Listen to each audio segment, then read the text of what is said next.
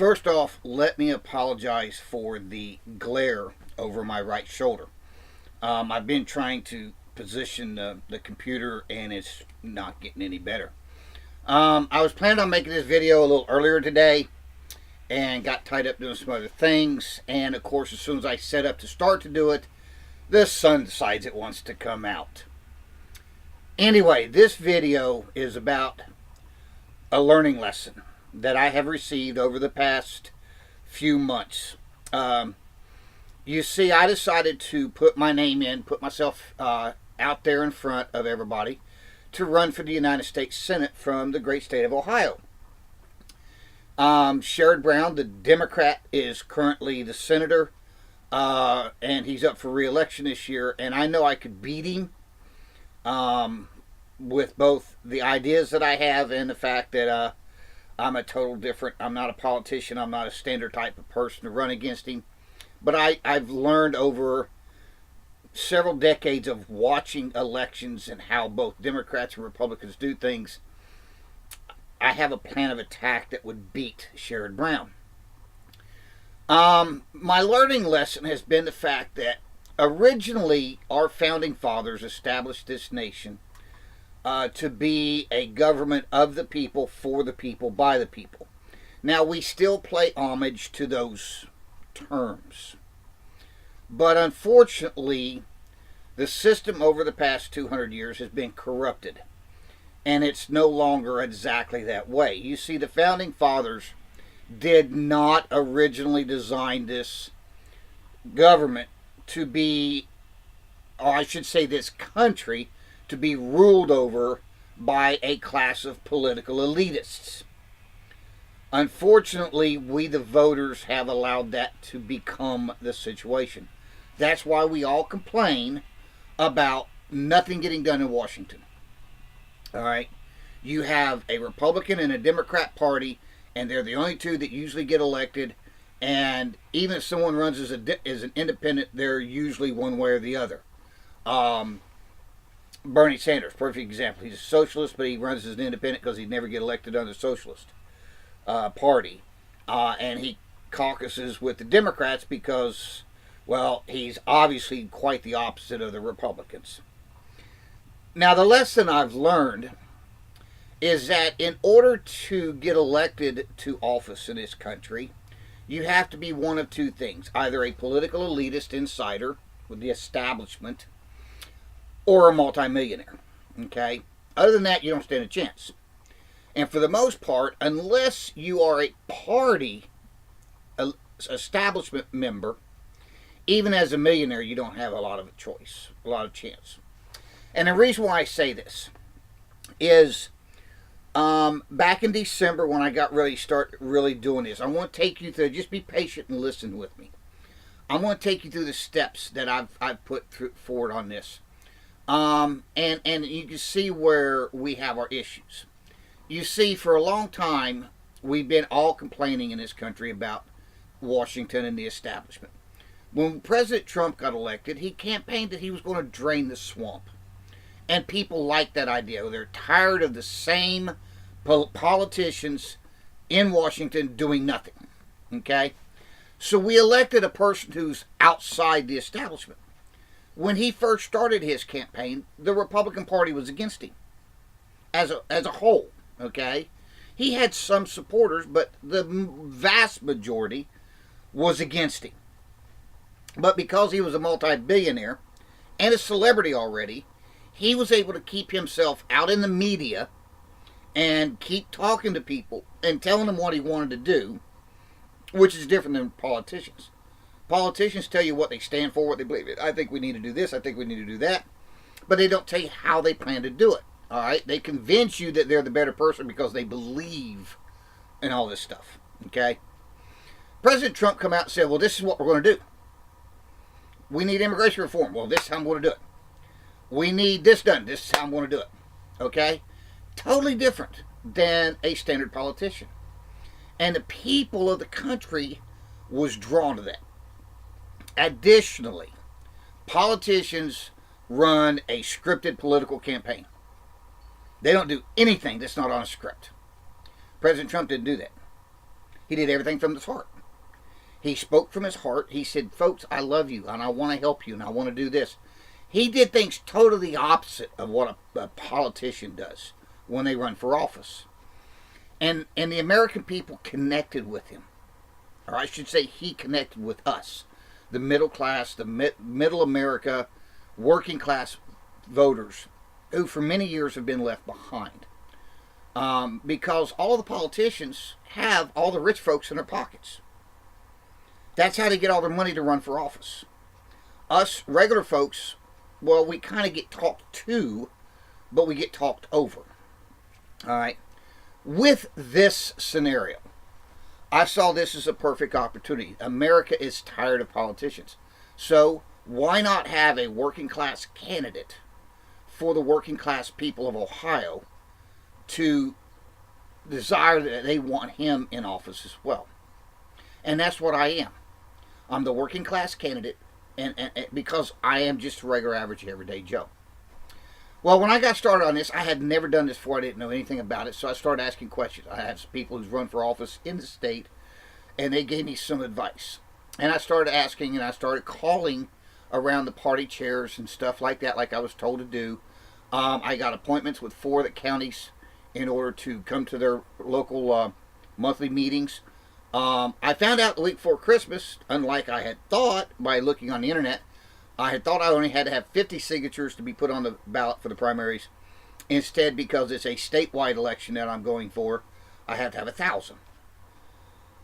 My question is how does someone like me, the only people in the state of Ohio who knows me is my family and friends, people I grew up with, graduated high school with, and my family and stuff like that. And how do I get 1,000 signatures? And that's one of my biggest questions.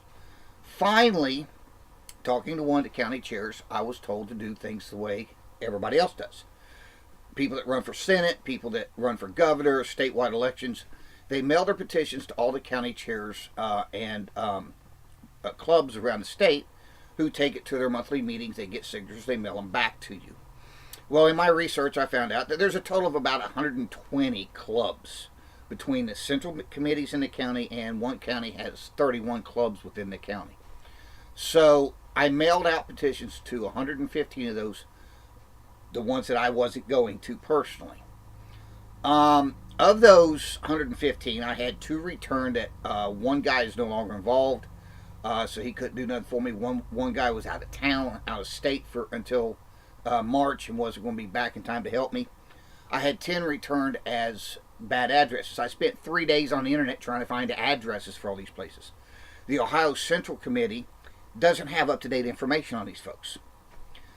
Then I had 8 counties that actually got signatures and returned them to me. And there's 95 of them that still, as of today, the deadline was February 7th. And as of still today, which is May 3rd, May 2nd, I still haven't heard back from 95 of them. Now, one of those counties and I have had some interactions.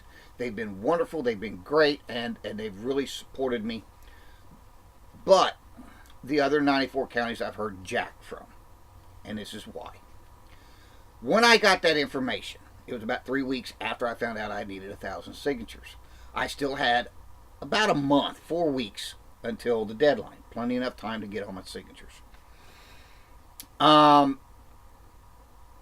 That was the time also when Josh Mandel, who's currently the county treasurer, the state treasurer, and he was the party favorite, the Ohio Republican Party's golden child, to go against Sherrod Brown in November. All right, he dropped out of the race. So instead of looking at who else was running in the state, the party went looking for someone to take his place. And what they found was a current congressman who was running a campaign for the governor in Congressman Jim Renese. Now what happened was Renese, a week after Mandel dropped out, dropped his governor race and threw his hat in for the Senate. Mind you, he's got under 30 days, he's got approximately about 3 weeks until the deadline to have his 1,000 signatures. Not only did he get his 1,000 signatures, but he was immediately endorsed by the Central Committee of Ohio. Nobody else was considered. Okay? Now, I still went in and registered as a candidate, although I missed my 1,000 signatures. I still went and registered as a write-in candidate because I feel this election and what I want to do in Washington is too important to just roll over and play dead because things got a little tough. I also consider the fact that if you can't tough it out like something like this, then you're not going to be able to tough it out in Washington. If you're going to roll over and play dead that easy, you're going to be a crappy senator in Washington. It's not what the people need. I've had dozens of people tell me that they support me because I'm not a politician. I'm not the run-of-the-mill career politician that keeps going to Washington.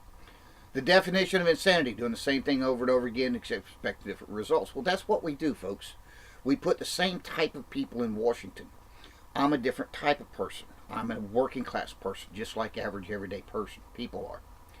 Now, this is what's happened. Here just recently, a couple weeks ago, I was at a county meeting and talking to a state representative about the fact that I've not gotten any support. I'm still fighting a battle, but I'm doing it on my own. And he said basically what happened is when the county put out, and I kind of had an inkling like this, but I didn't know it was this bad. When the Central Committee of Ohio endorsed people, they sent out a list to all the counties. And they said, here's the people that we've endorsed for each position, between governor to senator to, each district's representatives to the state, congressional members to Washington. You can endorse whoever you want for these positions. But mind you, if you do, you're on your own. The Central Committee will give you no support unless you endorse who we endorsed. What this tells me is simple. And I never thought of it this way before. The voters don't matter in the primaries. The Ohio Republican Party has already picked the winner of the Republican primary because they put all of their support behind Jim Renese. Now, mind you, if that's who you're going to endorse, I'd expect that. But also, in my opinion, they kind of strong-armed the county clubs to do the same thing. You either follow what we want done, or you're on your own.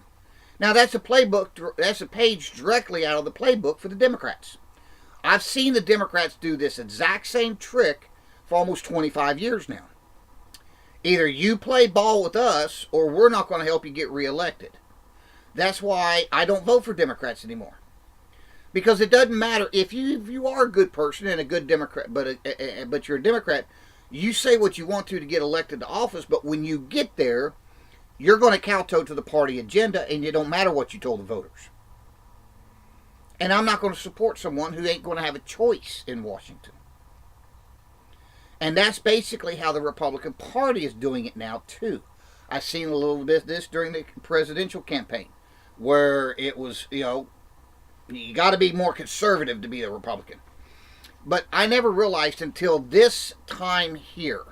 Here we are, we're less than a week away from the primaries, and Jim Renese's going to win the primaries. But I'm going to tell you right now, I'm going to make this prediction. He's not going to beat Sherrod Brown. He's going to run the scripted political campaign. And the Democrats are not going to let Sherrod Brown's Senate seat get taken over that easy. As a matter of fact, I forget what it was I was looking up. I was looking up something about the campaign, the Ohio Senate race, back in February. And the Democrats already had a negative campaign started on Jim Renese. The deadline had just passed in order to have your signatures in to be put on the ballot. And the Democrat Party has already put in that Renese's going to win the primaries. This is the political system we have. This is what President Trump talked about, draining the swamp. Now, he can't do anything about Congress. That's on us, up to us, the voters. And the voters of Ohio has another choice. But they don't know about me.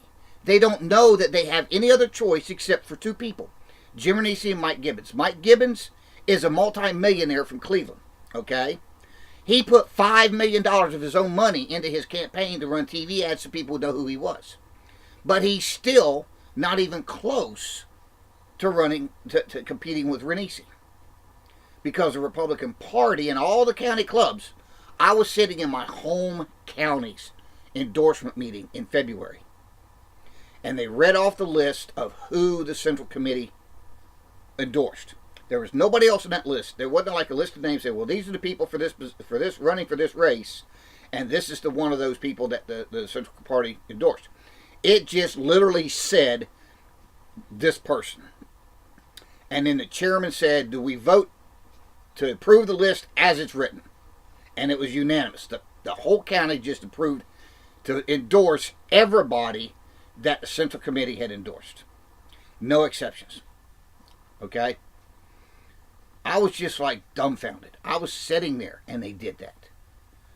Didn't even want to consider their hometown guy. But after I found out from this other county that I went to, and it was from the state representative, now I understand why they did that. Because the county wasn't going to be able to afford to help me or anybody else without the Central Party's backing. Folks, this is just ridiculous. This is why we have the issues in Washington. We no longer, as a regular voter, pick who our candidates are. It's done by the Republican Party. Now, the only reason why we got to pick President Trump was because he, being rich he was, and the celebrity status he had, was able to keep himself in the media in front of the people until he won enough primaries that the National Republican Party said, hey, maybe we might want to start putting a little support into this guy. He eventually forced the Republican Party to support him because the people said so. But he still had the establishment fighting against him the past year. If you want to know more about me and what I stand for, watch my videos on Facebook at facebook.com/TAP for Senate. Share them with your friends. Share them with everybody you know. Folks, I'm a write-in candidate for May 8th, May 7th primary. And I could still win if the people of Ohio knew who I was. Because everybody, just about everybody I've talked to and told what I want to do in Washington has said, we want you there. But I don't have millions of dollars to spend on media. I don't have the money to spend like Mike Gibbons does. Okay? And I'm definitely not the party favorite because I've never been in politics before. And I'm not an establishment candidate. As a matter of fact, I'm more of an anti-establishment. I'm tired of the political parties who tell us how to live our lives. Though I'm still a registered Republican and always will be. Doesn't mean I can't be upset at them.